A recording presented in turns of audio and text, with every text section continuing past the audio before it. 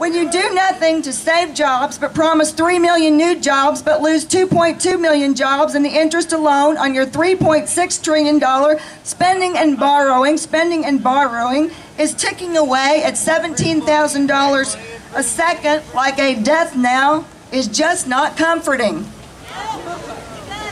Would someone please tell Congress that small businesses and the middle class are the lifeblood and driving force of any thriving economy? If Congress would stop spending and lower taxes, confidence and resources are restored to the actual revenue producers. Businesses keep jobs, more money goes back to Washington and less goes out. Washington then might actually have the money to keep Medicare and Social Security solvent. Would someone please tell Congress that their trillion-dollar spending will cause them to borrow, creating more deficits? They will have to raise taxes, which is bad for the economy. Their treasury has printed $1 trillion in paper money, and in 2 to 3 years, that equals inflation. TARP, bailouts, non-stimulus stimulus, government seizures, omnibus, deficits, taxes, inflation, cap and trade, government-run health care.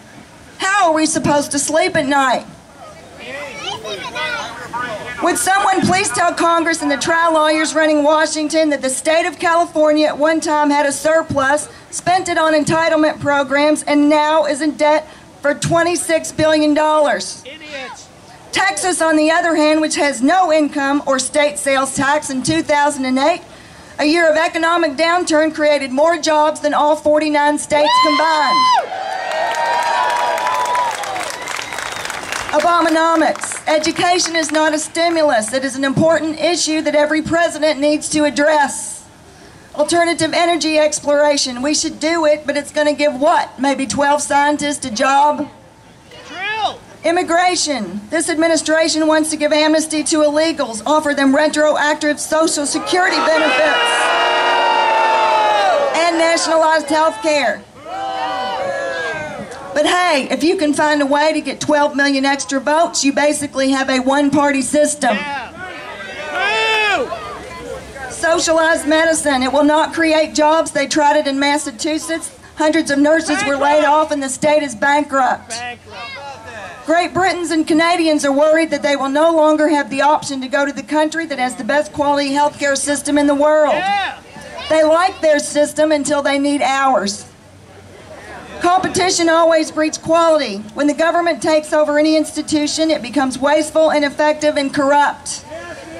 Barack Obama touts the government option as competition. It might be for a little while until the consumer opts out of the employer-based plan in favor of the cheaper, non-tax, less effective model. That's right. Or the employer just does away with this non-tax write-off expenditure. The result is that many small insurance companies will be run out of business. Money talks. Physicians will be paid less, and the healthcare industry will no longer attract the best or the brightest. The end result will be a government-run monopoly. How does Congress propose to pay for single-payer health care? They really don't know. They just know that they are going to do it, and fast, before people wake up or the next congressional election. Here are some of their proposals. Increase income taxes by 7%. Use $313 billion from Medicare, which is already underfunded. Rob Peter to pay Paul. Dictate services from age 65 and over. You can forget about your golden years. Abolish the tax write-off for the employer. Tax your employer benefit as income. Cap the itemized deductions on those making over $250,000. There are not enough people anymore making over $250,000. Pay for doctors' education to soften the blow for the shrinkage in their income. Slow funding for new technology. Institute an electronic system between the physician and the government. The physician sends your electronic health record to Washington, and Washington sends your plan of treatment back. What are free market solutions? Allow all medical deductibles, premiums, and expenditures to be 100% tax deductible.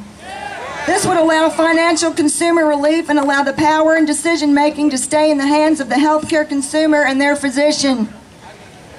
Insurance co-ops need to be aggrandized where hundreds of similar types of businesses and professions can cross state lines to have more purchasing power.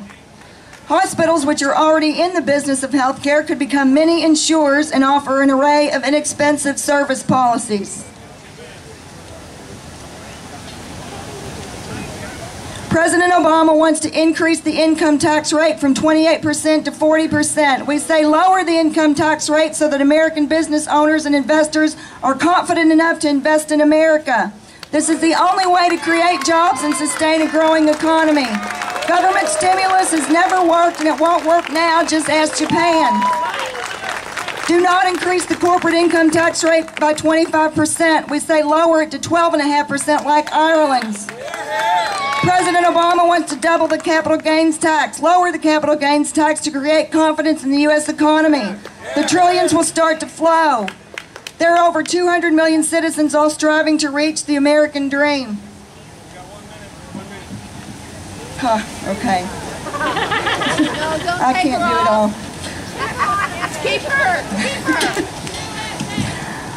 I want an America that understands a free democracy gives them a right to vote. One time, but with that right comes a responsibility to know what you are voting for. Americans did not do their homework on this administration. The good news is that we are a resilient people and eventually we learn from our mistakes. 2010 will be different. My challenge to every one of you honorable patriots is to scream the truth from the time you wake up to the time you go to bed, and in this next election drag 4 newly educated people to the ballot box that would not normally be there. We call this T-corn, taxed enough already, coming out for redress now. Finally, our ancestors understood the principles that have made this nation the greatest nation of all time.